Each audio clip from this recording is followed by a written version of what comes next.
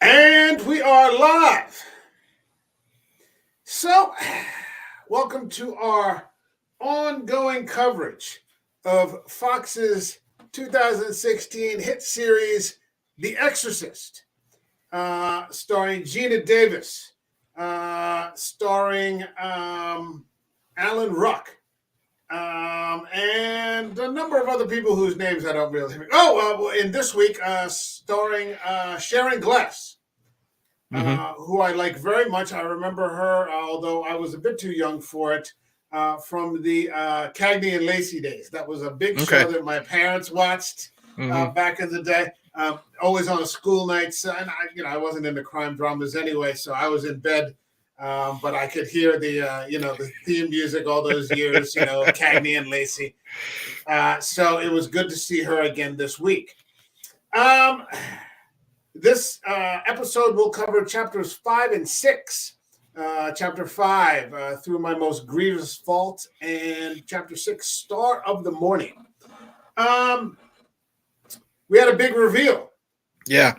At the end of 5, we get to find out, and you had been questioning because you are a first-time viewer of this series. Correct. And this season especially, because this is the only one we're going to cover.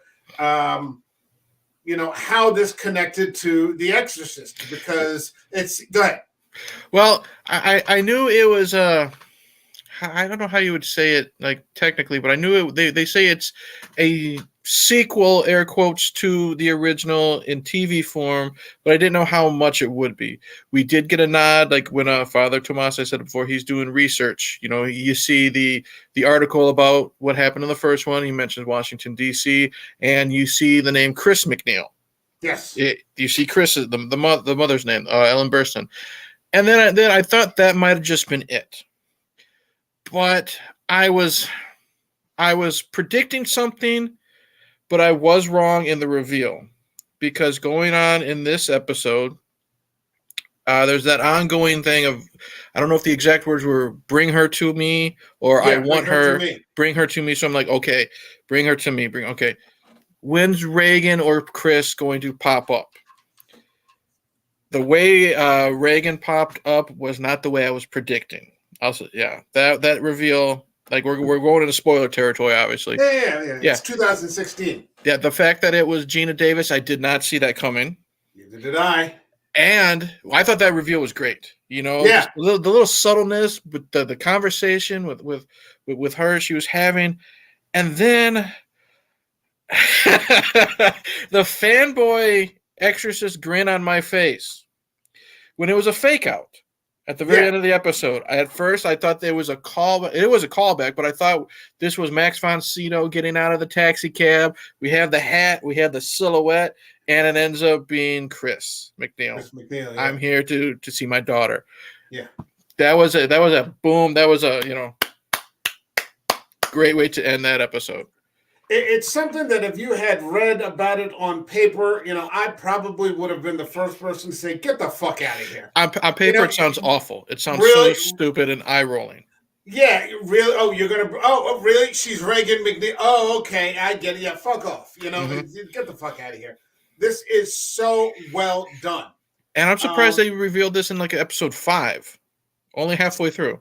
Yeah, 10 episodes in the season. We're at the end of the 5th episode. We find out that Gina Davis, playing Angela Rance, changed her name to Angela from Reagan McNeil. That is the big reveal. I thought that Sharon Glass did a really good job as Chris McNeil. She looks like her. She looks like Ellen Burstyn. Yeah, she does. She does. And, I looked at it chronologically and I sort of added it up, from 73 to 16 or something. And I said, well, Reagan will probably be in her late 50s, mid to late 50s, right about then. That about times in with where they are in life. Yep. They're not spring chickens anymore. They've got grown children for the most part, so on and so forth. So, the math sort of works. And, I mean, just a fantastic episode. Hold on a second. We got the Gorfo. What's happening, man? Hey, bud. He's saying, hey, what's happening, dude? So, Yeah, this is the connection you were looking for. Mm-hmm. This is why Gina Davis in the very first episode almost is going right for something's going on. There's something in my house. Yeah. There's something. And when you start to think of it that way, you're just like, fuck, man. You know, like she must have been looking over her shoulder her entire life, Yep. waiting for this thing to, just tap her right there on the shoulder. Yeah, I'm back. Yeah. Yeah, that it never ends. And it's interesting because it's kind of also a retrospective, Mm-hmm. and that we get to catch up with these characters again, Mm-hmm. almost 50 years later. Yeah. 45 years later, we get to see what's happening to Reagan, to Chris, how has she gotten along in life? What especially a little bit more from Chris, you get to hear, what their thoughts were of the events that were happening in the first movie. Now looking back at it, many decades later, extremely well done. These are like 40-minute episodes. They're not, these long, drawn-out sorts of things. But I mean, everything that's in there is important, it seems. Mm-hmm. And what I liked is in the following episode, in episode 6, we don't really get much with Reagan, with what happened in between, following that with Exorcist 2. You know what I mean? Exorcist 2, it's goofy as shit. It doesn't follow tone-wise of the original movie, and we don't really know much about what happened with Reagan. We know jack shit with what happened with Chris. I like how we get to see what happened following. We get a book tour. We get to find out. We get to find out why this relationship is so strained. You know what I mean? And you see, let's look at compared to Star Wars. You know what I mean? 2 points of view. One point of view, it looks like Chris is kind of exploiting Reagan, taking her on a book tour. You know what I mean? Exploiting her. This is what happened, honey. You're gonna say this on Donahue or whatever fucking show Maury Povich, right. Whatever. But when Chris also tells her story, she says, "Well, I'm single. I don't know. I don't remember what happened with the dad. I think it was just a divorce. But ever since that happened, I was blackballed. I couldn't get work. I was you were the devil's daughter, all this stuff. So I had to do what I had to do. Had to pay the bills. To put food on the table. So it's like she seems like a bad person to begin with. But then when you realize it, when she explains it like that, you're like, she had to do what she had to do, sadly, at the expense of her child's experience. There's a great scene in the first 5 minutes of the 6th episode, the second episode that we're covering here today, that just sets up everything perfectly. And it's Reagan and it's Chris, and they're in the middle of a talk show, and they're being questioned by this, kind of Donahue, Phil Donahue, Maury Povich, Jerry Springer kind of, character. And he just says to Reagan, do you think that, you'll ever be able to live a normal life? And she's like, well, what do you mean? Because you get the impression it's probably only a couple of years after the events of the first movie. She's like, well, what do you mean? She's still a kid. Right. She's still a kid. She's probably a teenager now, 16 or something like that.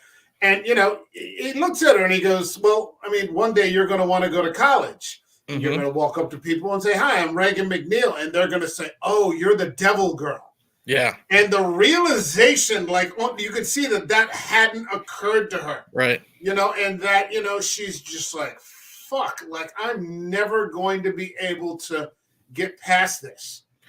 And that was great because, again, it also ties back to this non-realization because, Angela Reagan, however we're going to describe her, when she's telling her story, she's saying who she is. She said it was selective amnesia or PTSD amnesia, something like that. I don't remember the correct term, but it makes sense because if you remember at the end of the first movie, she didn't remember much at all. Right. She got the trigger, seeing the collar, she gave the priest a kiss and stuff like that. But now it makes perfect sense. Like, no, okay, she's not realizing, okay, my life is over. I'm always going to be in the headlines, and people are going to look at me like a joke or an evil person, no matter what. Yeah.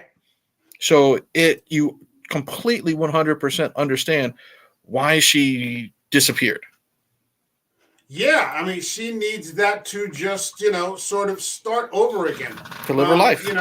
She builds, up these huge resentments, towards her mother. Mm-hmm. But I mean, it's kind of fucked.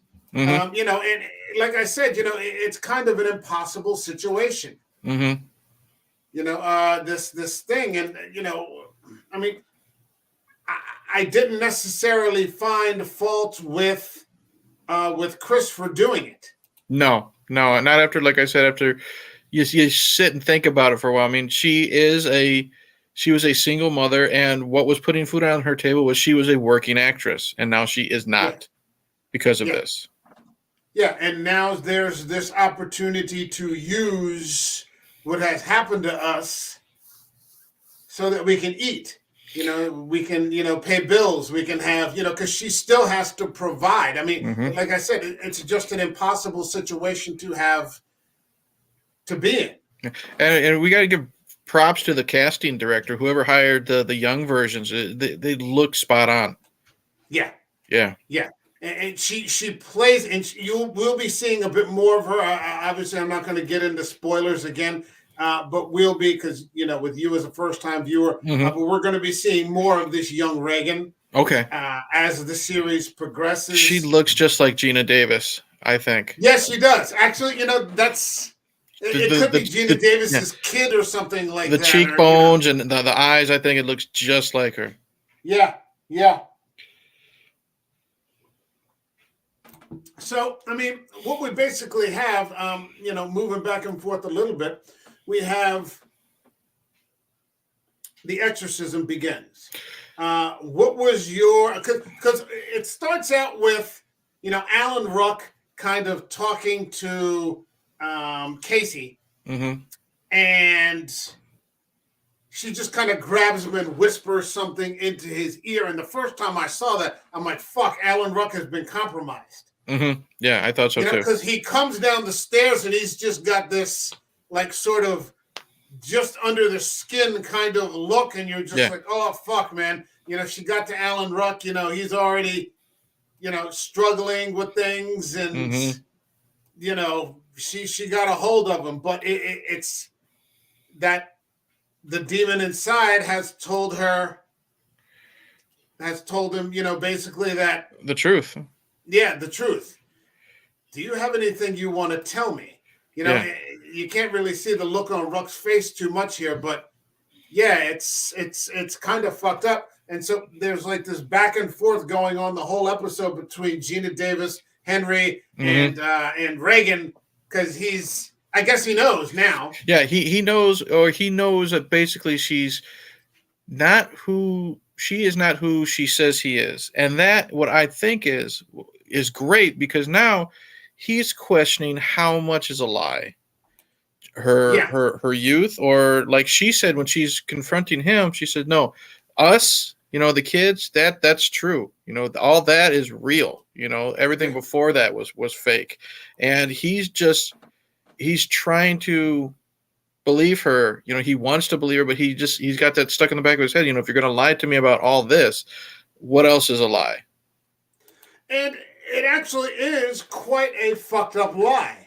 Oh, yeah. Because what he finds out is that he doesn't even know his wife's real name. Right. He doesn't know anything about her. He doesn't know anything about her family. Mm-hmm. He certainly doesn't know anything about this. So all this has been happening with their child, and she's been holding this, kind of secret, like, I know exactly what's happening here, and keeping it from him. And I love how he kind of he said, the way he tells her that he knows is he finds her personal Bible. And it's heartbreaking, because he's flipping through it, and she's got, a feather here, bookmarked on a passage, and then she's got like some other thing that he's smiling, he's happy, and then he sees something, and it just all disappears. And then when he basically tells her, I know you're lying about something, he hands her the Bible, and she opens it up, and it says to a nickname. I don't remember what Rags. I think it's to Rags. Yeah, Rags. Like, who the fuck is Rags type of thing. Yeah. And then it all comes out. And then after Chris shows up, I thought you said your mom was dead. Well, dead to me. You know what I mean? It's still, Yeah. she's trying to say, she's basically saying like, I didn't technically lie to you. You know what I mean? I mean, she was kind of dead. Yeah. But she's backpedaling a definitely little dodging. bit. Yeah, she's backpedaling big time. She's dodging all over the place. It's an interesting, it's an interesting setup. And not something that you would typically, like I said, once you start to bring Reagan McNeil back, that's a hefty cross to bear, in terms of the writing, in terms of the storytelling, to make her married, and that, you're also going to include, this sort of, disabled husband that she has. You can almost see it, like she's in charge of everything. She's kind of, controlling and everything. And it's just, it's really well done. It is. And the thing is, there was a really good fake out because like I said earlier in tonight's episode, they kept saying, bring her to me, bring her to me. Yeah. At first, I thought it was Kat. I thought it was saying, bring Kat to me because remember when we first see the salesman, he shows up right before the car accident. Right. So that's who I at first thought it was going to be. So that's how another reason why I was faked out when we got the reveal. And I just think that's great writing. I think that that's so good. And, these writers, when they do something ballsy like this, they got to be careful because they don't want to shoot themselves in the foot, especially with them only being halfway done with the season. Yeah. Because it can turn off a lot of people. And like you said, if we read it on paper, like if we read spoilers or something, it just sounds real fucking stupid. Yeah, and it's a ballsy move. It's a ballsy move. You're bringing back you're touching perhaps the greatest horror movie of all time, which has been done. Like we said, there've been 3 or 4 other movies. More misses than hits. There's been plenty of parodies. There's been, I think we've already had like 2 or 3 scary movies since then. We've had so many other different exorcism themed movies. Like you could really screw the pooch if you don't do it right. And they came close. Well, they didn't come. Well, they came close in terms of how much they were grabbing at. In terms of how much they were grabbing at, but. If you ask me, so far, I mean, we're 6 episodes in. We still have 4 to go. Another 2 weeks. We're taking 2 at a time. I think they're doing a really good fucking job. Oh, yeah. They did a really good fucking job. What were your thoughts on, especially in episode 5, the exorcism? I think the PG or the TV-14 rating helps because they have to work around. They can't show like the vulgar stuff. They can't use the foul language, but they can still make it disturbing. I winced. There is a scene where I don't know if she just dislocates her toe or if she rips off her toenail. That got to me. That was her whole toe. Yeah, her whole toe just did a 180. That was fucking nasty. And what I think is they do a good job of making Casey look disgusting, but she's not cutting herself up. You know what I mean? She is like, she's pale. She's covered in bile because it's yellow. It's not snot running down. It's bile all over her face. And there's a couple parts that I kind of rolled my eyes out a little bit when she's flying around the room. I let that slide because this show's been so good. But it's just, I loved it because they just have, I didn't realize that they're doing the exorcism in the fucking house. With the sister fucking next door being able to hear it. That's why she's listening to music. It reminded me of the first one when the exorcism was about to start and Sharon's trying to put the earphone in her ear, like not to hear, and it's not fucking working, obviously. And I loved it. And I loved, again, this demon, whatever you want to call it, it's going to play to the weaknesses. We get Father Tomas being talked to by grandma. You know what I mean? Yeah. But what really got me, like the holy shit moment, was the reveal about what happened to Father Marcus with his parents. Yeah. That was rough. Mom was murdered by dad. Dad had a psychotic episode. Yeah. And then we get to see, and what was great is we get to see Marcus's mom talking to him. Yeah. You know, she had the accent. She looked prim and proper. And then when she walked past, because apparently I think he took a hammer to her head. You have to look because it's dark. You see the hole in the back of her head. Yeah, with a hammer fucking And that's fucking just like, brains in. ooh. Yeah, and Oh. it's all brains and yeah. You're right in that it's limited very much in terms of what it can do with a TV-14. I think this is Yeah. TV-14. Yeah. So you're doing The Exorcist on TV-14.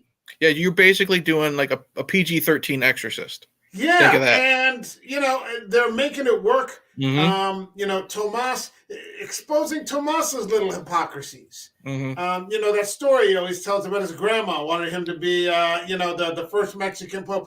It's a lie. Mm-hmm. It's a lie. He's just kind of told to be charming to people. With like you said, with Father Marcus. Yeah, that was rough. Using his parents against him. And of course, why wouldn't you have Jessica show up in the middle of the exorcism? Because, if anybody should actually fucking be there, of all the characters, Jessica, they're trying to fucking decollar a priest. Yeah, that was this is the first time. How do I? You got mad at an exorcism. Well, not at the exorcism. I got mad at what it caused to happen because our very first discussion of this show, I'm like, I really like Tomas. You know what I mean? I was fucking pissed afterwards. He went and he succumbed to it, slept with her. I'm just like, and he instantly regretted it. Yeah. Instantly regretted. He went. Yeah. He went. He begged for forgiveness in the church and everything. But I'm just like, you son of a bitch, really? Yeah. Just couldn't leave him alone. I know. Could not leave him alone. Very.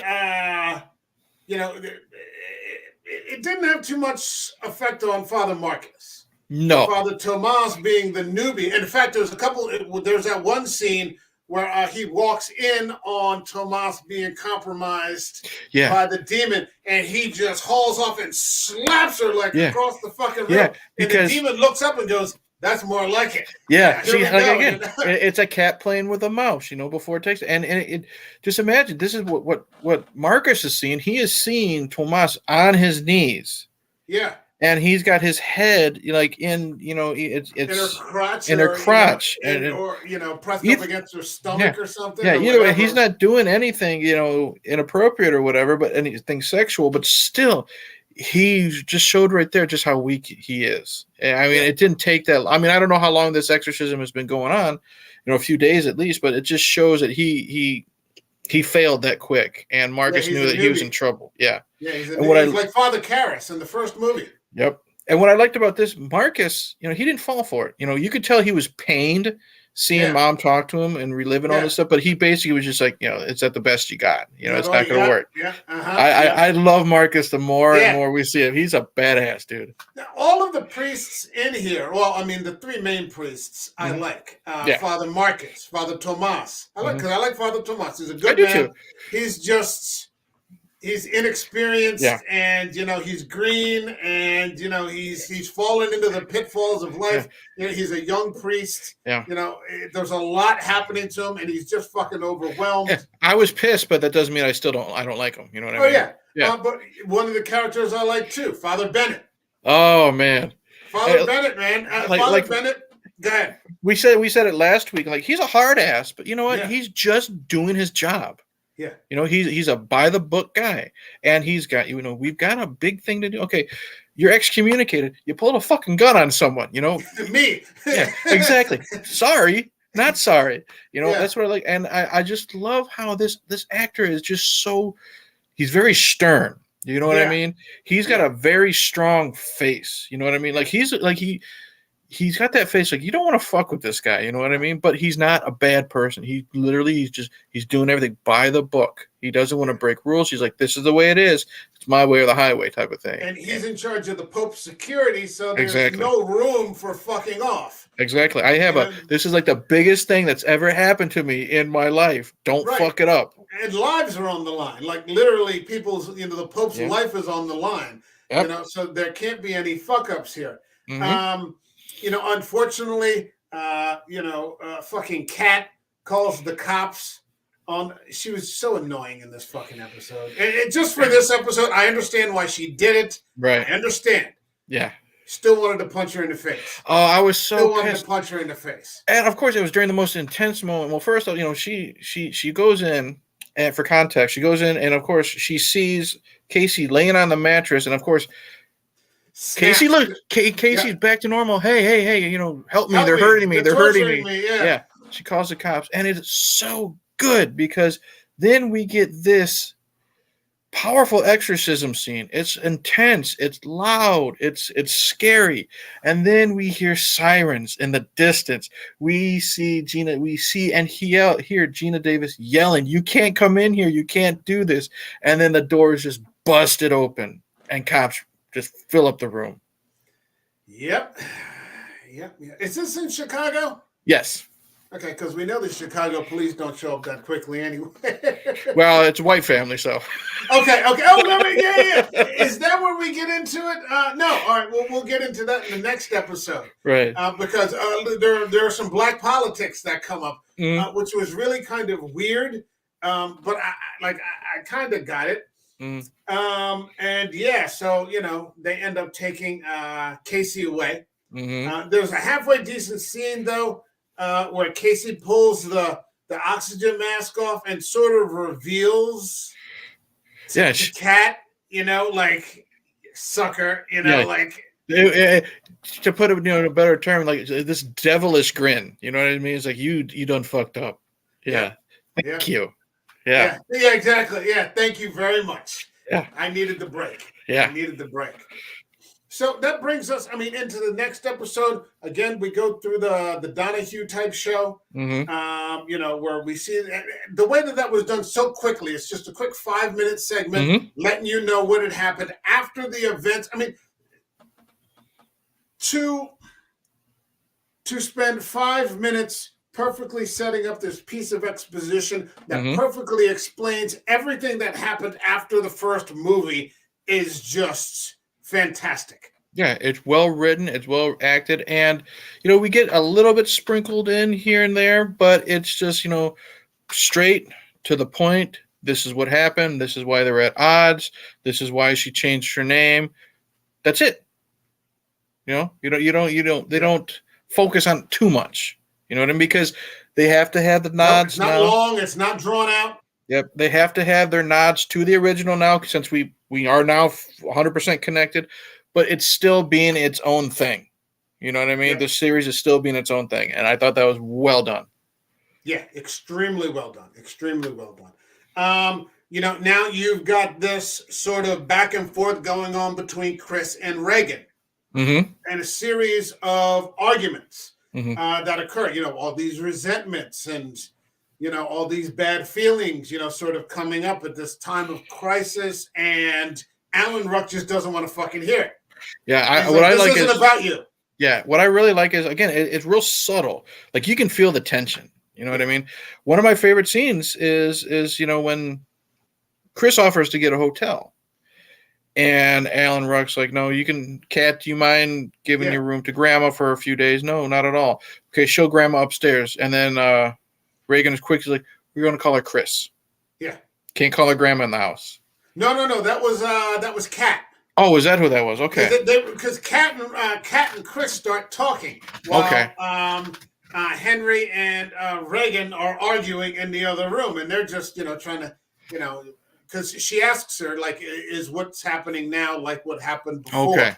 And she's like, I hope not. And she just kind of tells her, I wasn't around. And the story comes up about the Ouija board. Yeah. They mentioned Captain Howdy. Yeah. Yeah. Captain Howdy was in it. It's these very brief sort of conversations that really fill in the blanks and give you that retrospective. And I liked what I liked is when she mentioned Captain Howdy. You know what I mean? It made me think back to the original movie. I'm never home. She found the Ouija board. She's playing it. So it makes me wonder how long Because you don't know, when you watch the original movie, you don't really know how long she's been playing with Captain Howdy. Right. But when Chris says that it was her imaginary friend, kids have imaginary friends for quite some time sometimes. Right. So how long has Captain Howdy been fucking around? You know what I mean? Yeah. And that was something I think we brought up when we covered the original movie. Mm-hmm. You know, how long has this thing been interacting with her? We have no idea. Yeah. You know, you just get a brief little, 5-minute thing with the Ouija board. Right. You can see that something is already, amok when that little, the box or whatever it is just kind of shifts away from from Chris. Yeah. But yeah, there's going to be, you'll see some more of that later on. Okay. I love that Father Marcus gives Reagan an ass chewing. Mm-hmm. Just a little bit. Just gives her a little bit. You fucking lied to us. 2 people are dead now because Cat escapes from the ambulance. Oh man, that was a cool scene when the ambulance is on the side of the road and you just see it just kind of crunch in like crunching a soda can, like that. You know, that was a great effect. Yeah, I loved it.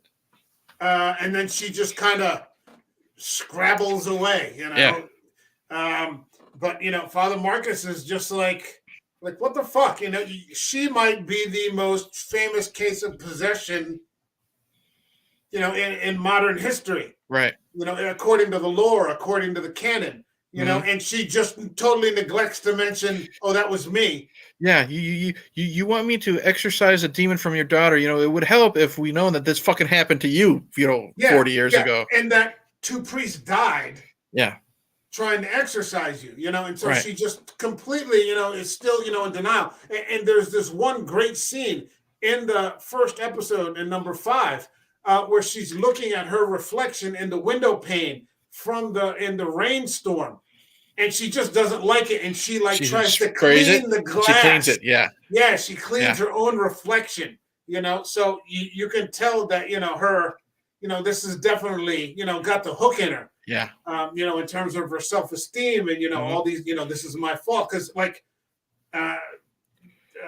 Henry says that at one point, she's like, are you saying this is my fault? No, it's not my fault. And he's just looking at her. He doesn't say anything. Yeah. He just keeps looking at her, I'll wait till you run out of gas and then, we'll talk later. Yeah. We'll talk when you're done. We'll talk when you're done. It's that kind of thing. We also start to get into some of the real core corruption that's going on here, in that these elitists, the Friars of Ascension, that are sponsoring the papal visit, are actually a fucking satanic coven. Yeah, that was another thing I didn't see coming. I mean, I knew something was up with the donation. The I don't know what her name is, but the one who wrote the donation for Tomas. I knew something was up with her. I didn't trust her for one fucking second. You could see she was definitely not on the up and up. Yeah, I'm trying to find her name now. Go ahead, keep talking. But again, it's a little bit sprinkled here and there, and then finally at the end of the fucking episode, when everything comes together, and you have, I don't know, it looks like smoke, but I don't know if it's entities going in bodies.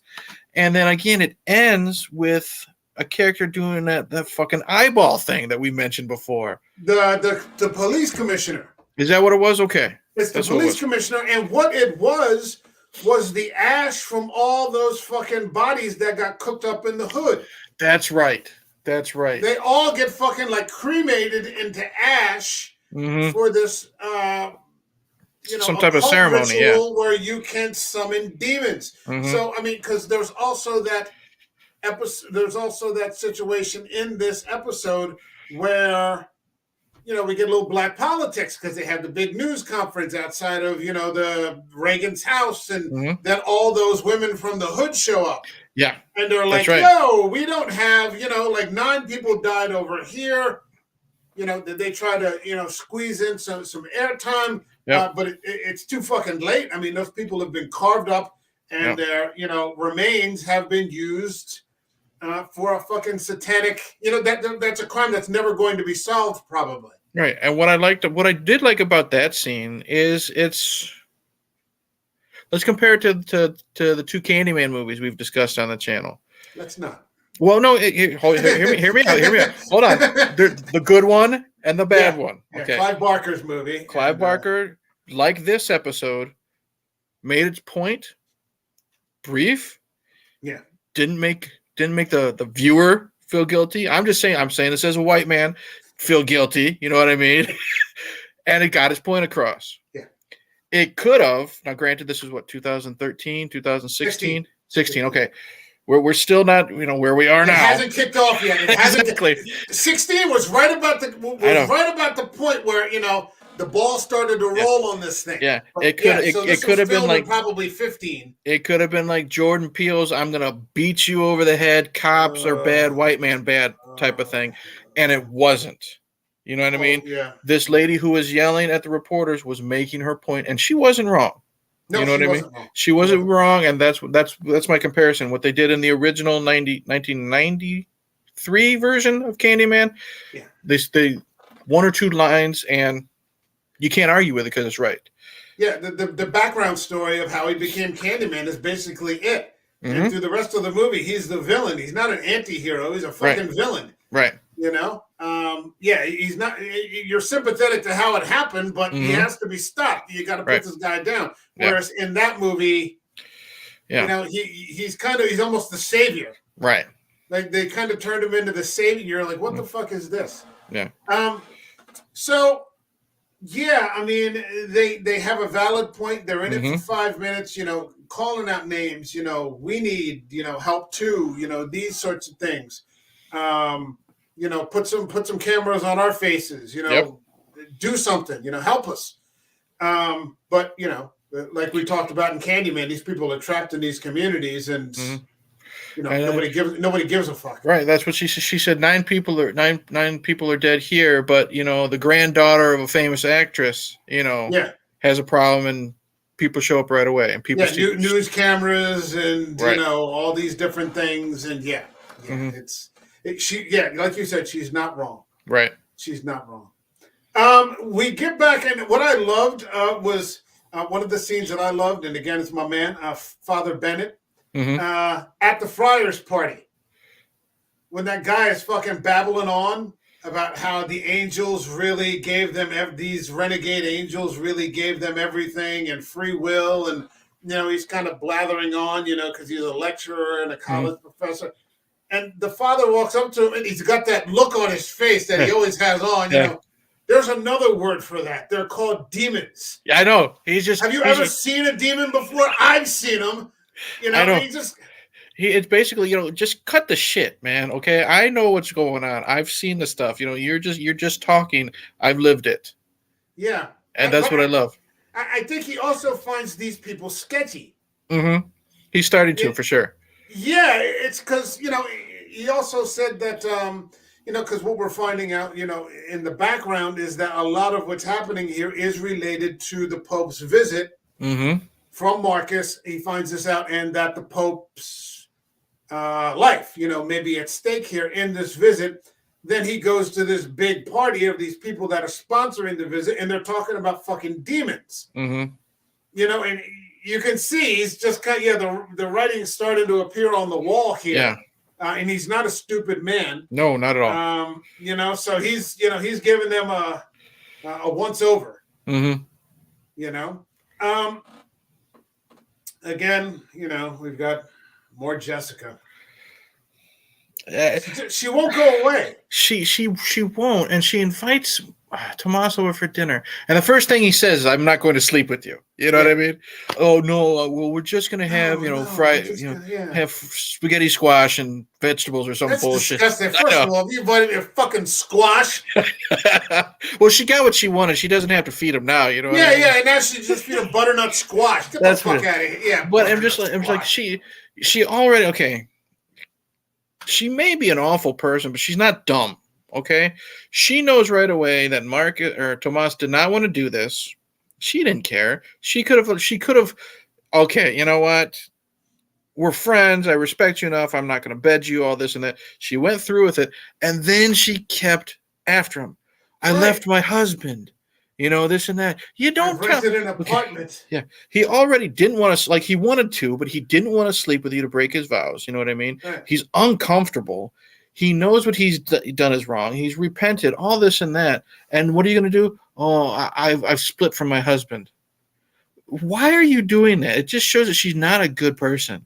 No, she's so self-centered. Yes. She's not a malevolent person, No. or anything like that, but she's just so fucking myopic and solipsistic, and just it's about her. Yeah, she's very ignorant to the needs of other people.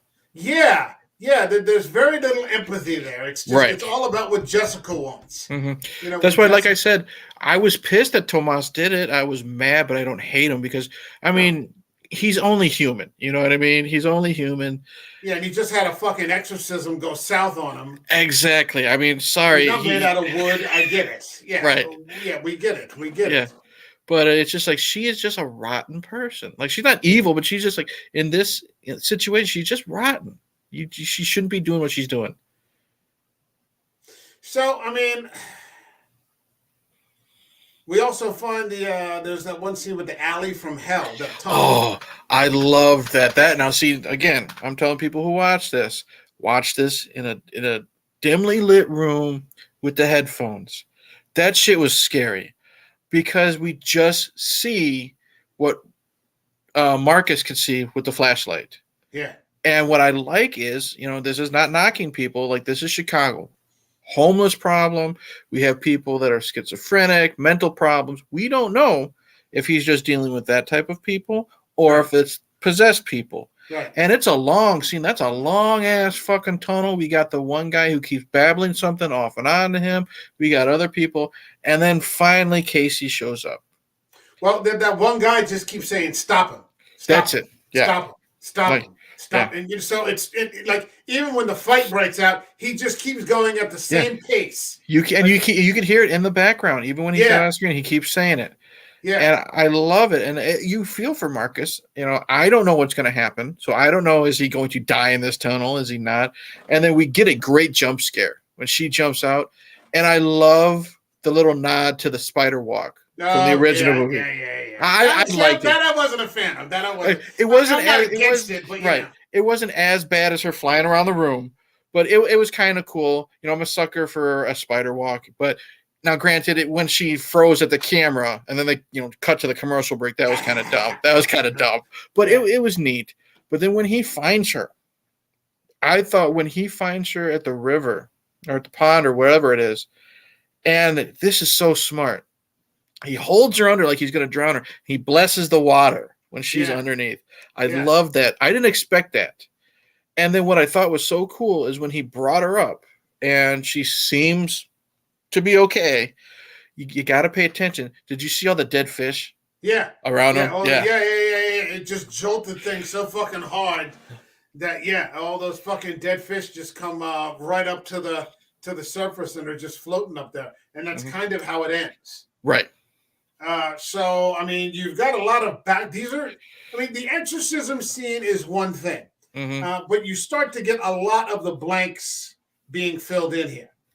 That these officials that are very bad, they're a fucking witches coven or a satanic demonic coven or something like that. You're finding out that, the Rance family is really the McNeil family. Right. And so that's why this is happening. As for why it's happening at all, well, I mean, it's happening because, she may have opened that door through the Ouija board. Right. She may have opened that door through the Ouija board. So you get a lot of background here, but it's all purposeful. It all has a purpose to it. A great 2 episodes, I thought. One scene that what I really liked, it was during the episode 5, and it's during the exorcism. It's very brief. It's maybe a 30-second scene. Casey's all cleaned up. She's still tied up, and sitting on her fucking chest is the salesman. Yeah. And he's just taunting her again and again, just like we said before. His his suit is getting more and more ragged and Yeah. burned and torn, and we see little bits of ash floating down, and he is just like literally, I think he's sitting Indian style, like on her chest or on her stomach, and it's really sad because now we know he's doing this just to hurt her now. You know what I mean? And he's this actor is just so malevolent in his low key acting, and then I like how he's talking to her, and then suddenly out of nowhere, their conversation gets broken up because we see a cross getting burnt on her clean forehead, and it's Marcus doing the sign of the cross on her in reality. Yeah. So that was a really cool scene that I thought they did. It's interesting in that you're sort of getting a behind the scenes sort of look at the possessed, and what the internal sort of struggle is with the demon. Yeah, as she's trying to plead with this thing, she's trying to rationalize. It has no interest in that whatsoever. It's completely indifferent to her suffering. It's like in the original when they're all in the room and the room is freezing. It's before the actual exorcism. I don't know. Father Merrin hasn't shown up yet, but they lift up Reagan's nightgown. You see, "Help me." Yeah. So we get to see, like you said, the other side of it. What is, because obviously if Reagan's asking for help, she's fighting this demon. There's something going on between them. Right. The this little girl and this demon. Well, now we get to see that part of the conversation. Yeah. That's very creative. That was very cool. Yeah. 10, 40-minute episodes. Here's a question for you, and it's a question I'm going to pose and expand on a little later on. So far, with what you've seen, 6 episodes out of 10. I guess the answer to this, I already know what the answer is, but I want your opinion on it because we'll see. Is this canon? Or is this some sort of EU? Like, I'm considering it canon. I would say it would be an EU if we didn't get the reveal of Reagan and Chris didn't show up. If it was just like the newspaper article that we saw in the very first episode, maybe a mention down the road or something like that. Almost like the third one. Right. Then an EU. I personally consider this canon. I think it is. I think you're right. I think or at least I agree with you. I'll put it that way. I agree. I know the second season does not involve Reagan. I don't know what happens, but I know the second season does not involve Reagan. So I probably will watch the second season down the road. I'm not as interested. The second season, I won't get into it, but it's basically the further adventures of Father Tomas and Father Marcus. Okay. That's when it becomes EU. You know what I mean? That's the spinoff. You know what I mean? That's like, we have the Avengers, and then we have like the Guardians of the Galaxy. That's cool, but we don't have to watch the stuff before it to enjoy. You know what I mean? Right. Yeah. But yeah, I think this season is 100% canon. Okay. And again, no matter, well, aside from that second movie, which no one's touched Reagan McNeil. Right. The third one didn't touch Reagan McNeil. Exorcist, the beginning didn't touch Reagan McNeil. Dominion didn't touch Reagan McNeil. This is, right there, the meat and potatoes. The whole thing is Reagan McNeil. And you're just like, fuck, man, that's bold. Yeah. Bold, man. Bold. And as of right now, it's working. You know what I mean? It could have been, what did they say? Again, pun intended, like a fart in a church. You know what I mean? It would have failed instantly. Yeah. But I'm like, okay, the way it was revealed, the way Gina Davis, like, props to her. She is really good in this. Yeah. She's really, really good in this. And the thing is, I really mainly know her from the fun movies, Beetlejuice, that type of campy stuff. But people forget, she can act. She's really good in Thelma and Louise. Yeah, she's really good in The Fly. The Fly is a horror movie, but she is so good being dramatic. We did an episode on that. Yeah. But I think she's just kind of, a league of their own. The comedy stuff, I think she's overlooked. And I think, personally, I think she's really good in this movie, in this TV show. Yeah, absolutely. And I'm not saying this, to knock her, because she's older now, but she does a really good job with her look. She looks like a tired mother going through a bunch of shit. Yeah. You know what I mean? Yeah, but holding it together. Exactly. Very together. She has a job. She has to go out and shake hands and politic a little bit and brush elbows. But at home, she comes home. She's already got the glass of wine during Jenga and stuff like that. So the husband's struggling, the kids are struggling, and she's got to put on the face for the rest of the world. Yep. And I think for a role like this, you need a top-notch performer. And she hits it out of the park. Yeah, I've always loved her. I still got to see Long Kiss Goodnight though. Everyone says that movie's really good with her and Samuel Jackson. Yeah. That's a Rennie Harlan, isn't it? Yeah. Yeah, it's a Rennie Harlan. Yeah. It's a good film. I know what I'm getting into, but it looks fun. Yeah. All right. So, was there anything in this episode or these two episodes that you wanted to get into that you think we overlooked? Not really, because I brought up the scene of him sitting on her chest because I just thought that was really cool. No, I think we pretty much hit all the nails on the head. There is the one thing where in that scene he's talking about what his plight is. I don't remember. He could never see the sunshine, or like he's cast out. Right. He's effectively cast out. So his life is just nothing but misery. Mm-hmm. And you don't exactly feel bad for him, right? And I think when Marcus is, arguing with Casey or something, the demon or whatever, but he even says that he basically is talking down to them. He's like, "You're a fallen angel. You're kicked out for a reason. You don't scare me," type of thing. Yeah. It's good stuff. Yeah. 4 episodes left, man. I'm very excited. 2 more weeks. Yeah. It's going well. I think we did a really good job deciding to go 2 episodes at a time instead of 1. And good stuff. It will be interesting to see. Well, I'll get into that after the stream. Okay. Tell me what's going on with you this week. Anything with the channel? I've been awakening. I'm trying, man. I've been honestly so busy with work, and for some reason, I seem to be in high. It sounds kind of conceited. I've been in high demand lately on other channels, wanting to be on their channels. I got some stuff cooking up for the Night Watch Zone next week. I'm still doing.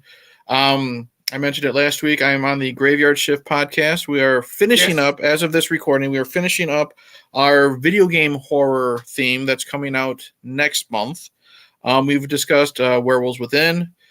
I thought Werewolves Within was great. I thought it was going to be fucking stupid. No, I'm not gonna it is. But but I thought I was going to hate it. I thought it was a lot of fun. Oh yeah. House of the Dead is trash, but I can have fun if you have friends over and you've got beer and pizza.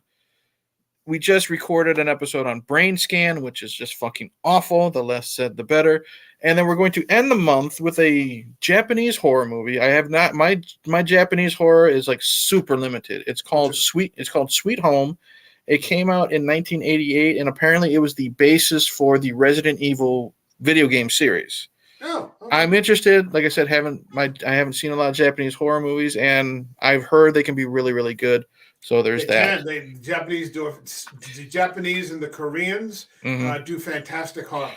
And then I know after that, they will be within a couple episodes after that recording of Sweet Home, they will be celebrating their 300th episode. And I said I am joining that episode to help celebrate, and we are talking Hitchcock's Psycho. So that'll be released in July, I believe. Okay. That's my channel. I've just been so fucking busy and tired. Eventually, I'll pump something out. Okay. You know what I mean?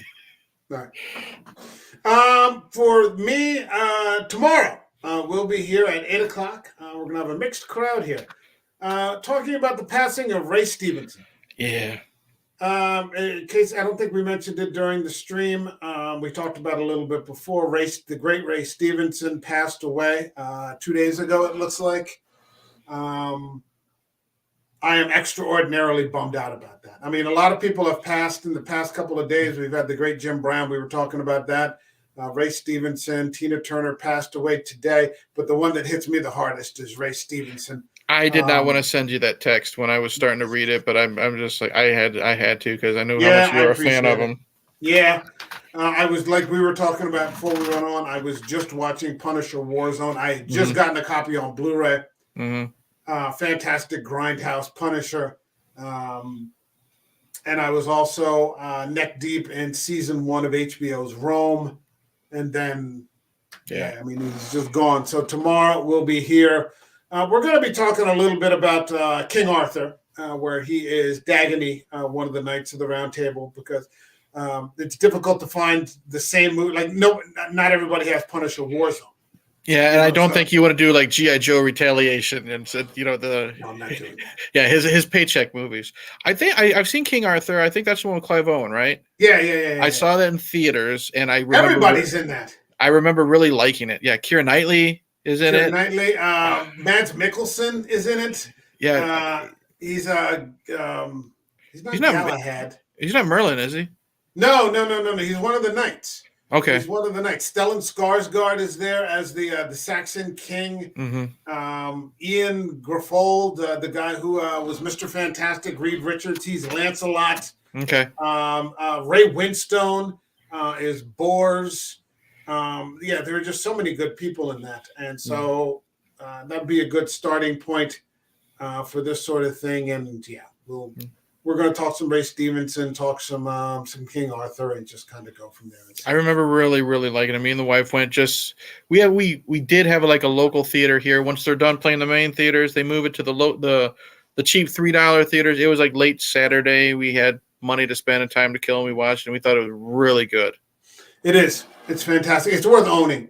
It's worth owning. You can probably find a cheap copy somewhere for like $2 or $3. So yeah, if you do get a chance, grab it up. All right. My thanks to you once again, Eric from Hey Internet Eric here. Sure. We'll be back here next Wednesday talking about episodes 7 and 8 as we get closer. We're going into the bottleneck, only the halfway point. You'll find out it's Reagan McNeil. Imagine what's going to happen in the final 4 episodes. I know. It's going to be good shit. Can't wait, dude. All right. That's it for us. We'll be back tomorrow. And all right. We'll see you in the next video. Have a good one. Cheers. Peace.